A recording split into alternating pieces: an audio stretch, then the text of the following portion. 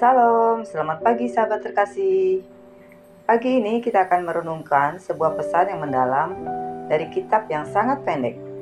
Hanya satu pasal, namun penuh kekuatan, yaitu kitab Obadja. Kitab ini seringkali tidak dibahas, tapi justru karena itulah, hari ini kita akan menemukan harta yang luar biasa di dalamnya. Tentang bagaimana Tuhan memperhatikan luka yang tidak terlihat oleh manusia. Mari kita membaca dari Obadja 1 ayat 3-4. Keangkuhan hatimu telah memperdayakan engkau. Ya, engkau yang tinggal di liang-liang batu, di tempat kediamanmu yang tinggi. Engkau yang berkata dalam hatimu, siapakah yang sanggup menurunkan aku ke bumi? Sekalipun engkau terbang tinggi seperti burung Raja Wali, bahkan sekalipun sarangmu ditempatkan di antara bintang-bintang, dari sana pun aku akan menurunkan engkau. Demikianlah firman Tuhan. Mari kita melihat latar belakang dari kitab Obadja. Siapa Edom dan apa yang mereka lakukan? Kitab Obadja adalah nubuat penghakiman terhadap bangsa Edom, keturunan Esau, saudara kembar Yakub. Jadi Edom dan Israel adalah bangsa yang secara darah adalah saudara. Tapi saat Yehuda, bagian selatan Israel, sedang diserang dan dihancurkan oleh musuh, Edom tidak menolong. Mereka malah berdiri menonton penderitaan Yehuda, bersorak atas kejatuhan saudaranya, bahkan ikut merampas dan menutup jalan pelarian orang-orang Yehuda. Obadja 1 ayat 10-14. Sahabat, bisa dibayangkan betapa menyakitkan itu?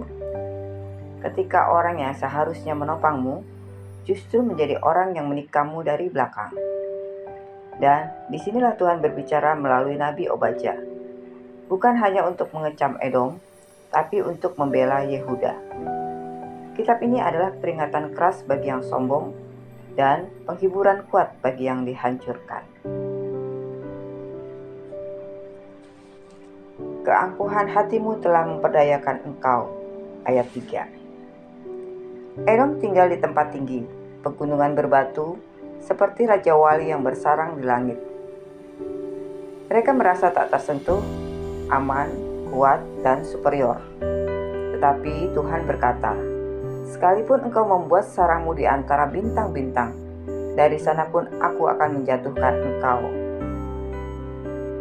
Kesombongan Edom menggambarkan orang yang meremehkan penderitaan orang lain, yang merasa di atas segalanya. Tetapi Tuhan tidak diam.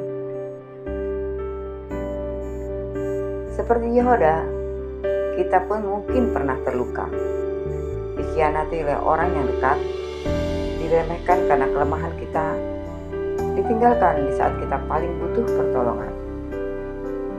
Dan yang lebih menyakitkan adalah ketika kita tidak bisa membalas, kita hanya bisa menahan. Tapi sahabatku, Tuhan melihat dan Tuhan tidak tinggal diam. Meskipun kitab ini terdengar keras, tapi justru di dalamnya ada pesan kasih dan keadilan Tuhan.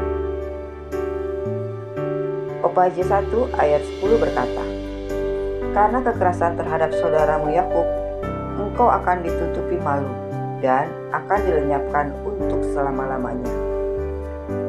Itu bukan sekedar penghukuman, itu pembelaan Tuhan.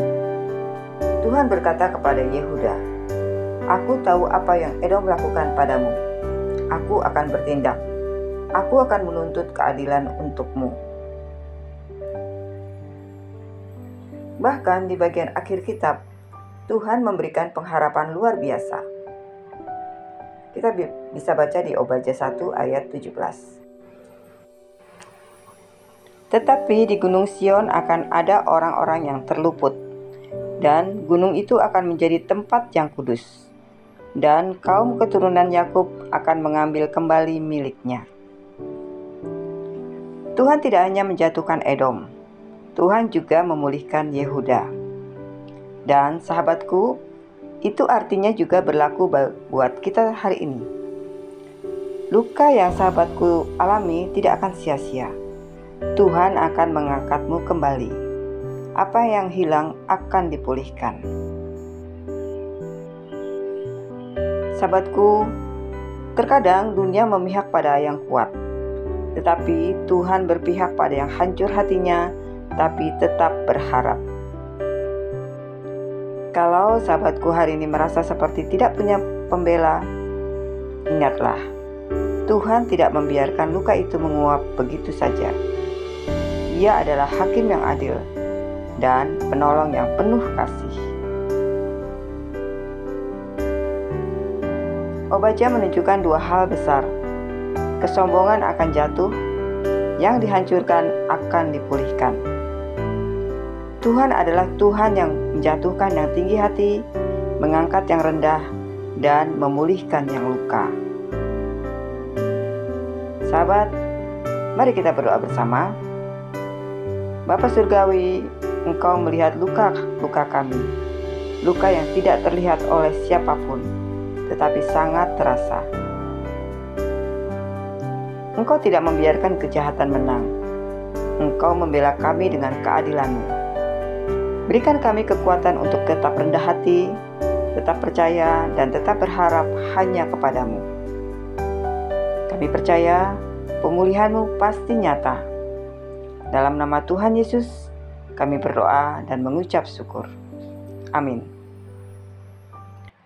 Sahabat terkasih, kalau sahabat pernah merasa seperti Yehuda, yaitu diremehkan, dilukai, dan dilupakan, mari ingatlah bahwa Tuhan tidak tinggal diam. Jangan lupa untuk like, share, dan subscribe ya, dan juga komen, supaya video ini banyak memberikan kekuatan pada teman-teman yang lain. Sampai jumpa di renungan pagi berikutnya. Selamat beraktivitas. Tuhan Yesus memberkati.